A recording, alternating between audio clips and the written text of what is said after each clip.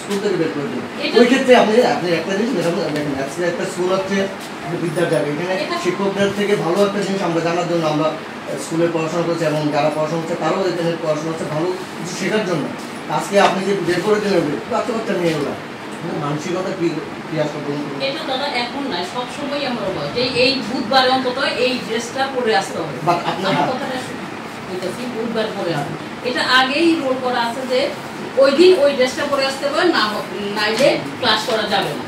কারণ সব বাচ্চারা আগের দিনও আমি কেন বের করেছি, আগের দিনও দুইজন গার্জিয়ান আমার কাছে আমরা আজকে কিনে আনছি, তাহলে নিশ্চয়ই আছে।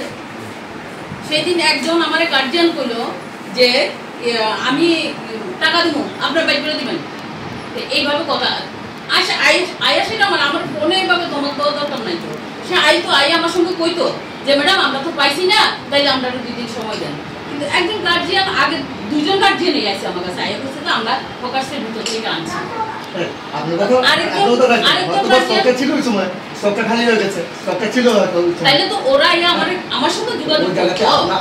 আপনি কি করতেন, আপনি গার্জিয়ানকে বলে যে আপনি জানাতে পারতেন আপনার চেম্বারে ডাকিয়ে বলতে পারতেন যে তো আপনার মেয়ে ইউনিফর্ম পরে আসেনি, আপনি নেক্সট টাইম যখন বুধবার দিন আমাদের এই ইয়েতে খোলার পর প্রথম সপ্তাহ আমি দিয়েছি, প্রথম সপ্তাহ মুকু হয়েছে। কিন্তু এটা তো আগে একজন গার্জিয়ান কইছে, আমি তো একদিন গিয়ে খুঁজেছি আর পাইছি না।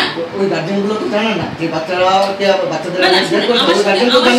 আমার সঙ্গে যে কথা কইছে যে আমি তো স্কুল থেকে আগে একদিন খুঁজেছি, পরে আর গায়ে লাগাইছি না ড্রেসটা লেগে, তাহলে আমি কেন লাগাইছি না, একদিন দিয়েছি। এটা স্কুল ফার্স্টে যখন ক্লাসে চেঞ্জ হইব তখনই সেটা দরকার। একদম রাইট, আপনার জায়গাতে আপনি রাইট, বাট ওই জায়গাতে আপনি বাচ্চাদের কথা যদি চিন্তা করতে পারেন, বাচ্চাদের মানুষ আজকে কিন্তু ওনার যে দুজন মেয়ে আসেনি কিন্তু স্কুলে কেন আসেনি, ওর মানসিকতা নষ্ট হয়ে গেছে। স্কুলে পড়ার যে মানসিকতা তার ছিল, বলে না পরীক্ষার সময় পরীক্ষা দেবো, এই যে মানসিকতা